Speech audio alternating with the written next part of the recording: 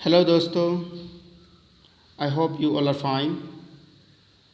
मैं सबसे पहले आप सबको हमारे अल्फ़ाबेट इंग्लिश चैनल पर स्वागत करता हूँ। आज मैं आपके लिए लाया हूँ मूड। इंग्लिश में मूड किसे कहते हैं, यानी सेंटेंस के कितने मूड्स होते हैं और उन मूड्स को हम कब और कहाँ इस्तेमाल हमें करना चाहिए और किस तरह के सेंटेंस को किस तरह का मूड कहते हैं, यह हम आज आपके साथ डिस्कस करेंगे। हमारे साथ बने रहिए, वीडियो के आखिर तक आपको मज़ा आएगा। चलिए हम शुरू करते हैं देर न करते हुए। सबसे पहले हम जान लेते हैं कि मूड किसे कहते हैं। मूड, सबसे पहले मूड का मतलब होता है मैनर, यानी हम कोई बात करते हैं उसका मूड कैसा है। हम अक्सर बात करते हैं कि इसका मूड अच्छा नहीं है, उसका मूड अच्छा नहीं है, हम इस तरह की बात करते हैं ना।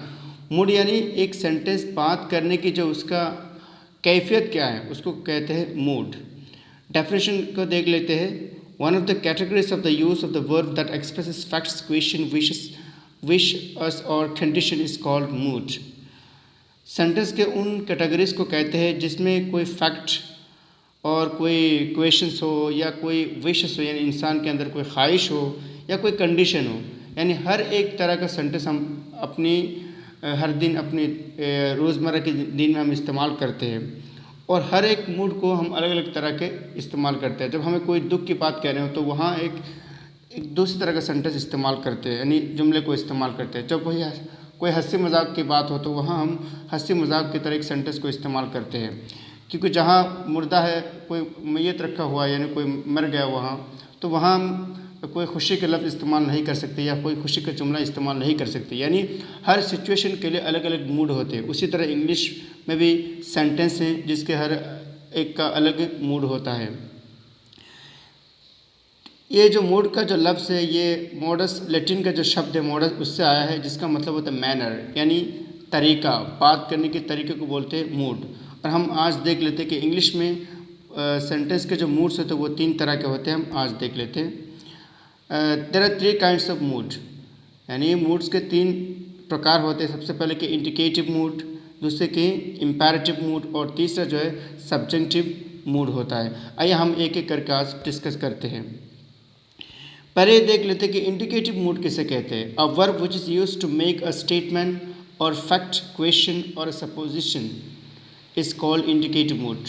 एक ऐसे वर्ब जिसको हम इस्तेमाल करते हैं कोई नॉर्मल स्टेटमेंट के लिए, यानी कोई नॉर्मल कोई बात कह रही हो या कोई बात फैक्ट बात करना, कोई मतलब कोई इन्फॉर्मेशन देना हो या किसी को सवाल करना हो या कोई ऐसे सिचुएशन बात करना कि अगर ऐसा हो तो वैसा हो, है ना, इस तरह की बात हमें करनी हो तो हम इसे इंडिकेटिव मूड कहते हैं। आइए हम यानी मिसाल से समझते हैं। अगर स्टेटमेंट की बात हो, जैसे कि स्टेटमेंट ऑफ फैक्ट, जैसे Ram goes to school, Ram school जाता है, तो यहाँ एक इन्फॉर्मेशन दी जा रही है कि राम क्या करता है, स्कूल जाता है, तो ये एक फैक्ट है, ठीक है। इसीलिए ये क्या है, इंडिकेटिव मूड है। और दूसरा क्या है, ही कैन राइट वेल, यानी वो अच्छा लिखता है। तो इसका मतलब यह है कि एक इन्फॉर्मेशन हम दे रहे, एक फैक्ट बता रहे कि ये लड़का जो है ये अच्छा लिखता है, तो ये स्टेटमेंट ऑफ फैक्ट हो गया। इसके बाद अगर कोई क्वेश्चन हो, यानी कोई सवाल हो, जैसे कि आर यू वेल या is he a good student, क्या तुम अच्छे हो, क्या वो एक अच्छा स्टूडेंट है या एक अच्छा तालिब इल्म है, तब हम इस तरह के सेंटेंस जो आएंगे तो उसे हम इंडिकेटिव मूड कह सकते हैं। इसके बाद जैसे कि सपोजिशन मूड, यानी तुम वैसा करोगे तो वैसा होगा, हम कहते हैं ना, जैसे कि आई शैल गो इफ़ ही कम्स, यानी कंडीशन मूड में हो। सपोजिशन जिसे कहते हैं, सपोज ऐसा हो गया तो वैसा होगा, इस तरह कहते हैं ना हम। तो उस वक्त हमें अगर इस तरह का सेंटेंस मिल जाए तो उसे हम क्या कहेंगे, इंडिकेटिव मूड कहेंगे। जैसे कि आई शैल गो इफ़ ही कम्स, मैं जाऊँगा अगर वो आए।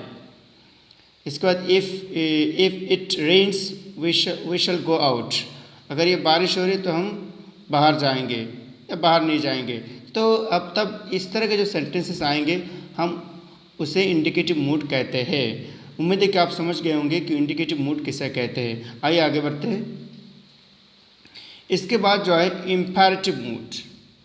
इम्पेरेटिव मूड जिसे हम कह सकते हैं हम आदेश मूलक, यानी हम किसी चीज़ को हुक्म देते हैं, ऐसे ही इस तरह के सेंटेंस को हम क्या कहेंगे, इम्पेरेटिव मूड करते हैं। आइए सेडिंग से उसे समझते हैं।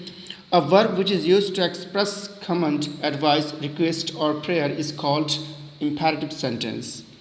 एक ऐसे वर्ब जिसको हम इस्तेमाल करते हैं किसी कमांड के लिए, किसी को हुक्म देने के लिए, या किसी को मशवरा देने के लिए, या किसी को रिक्वेस्ट करने के लिए कि मेरा वो काम, ये काम कर दो, मेरा वो ये काम कर दो, तब हम इसे इस्तेमाल कर सकते हैं। जैसे कि कम हियर, यहाँ आओ, तो इसका मतलब क्या हुआ, एक हम इम्पेरेटिव है इसका। Go there, look at him, तो ये इसमें हम क्या कर रहे हैं, किसी को ऑर्डर कर रहे हैं कि तुम वहाँ जाओ, वो करो, इस तरफ देखो। तो इस तरह का जो मूड होगा इसको क्या कहेंगे, इम्पेरेटिव सेंटेंस कहेंगे।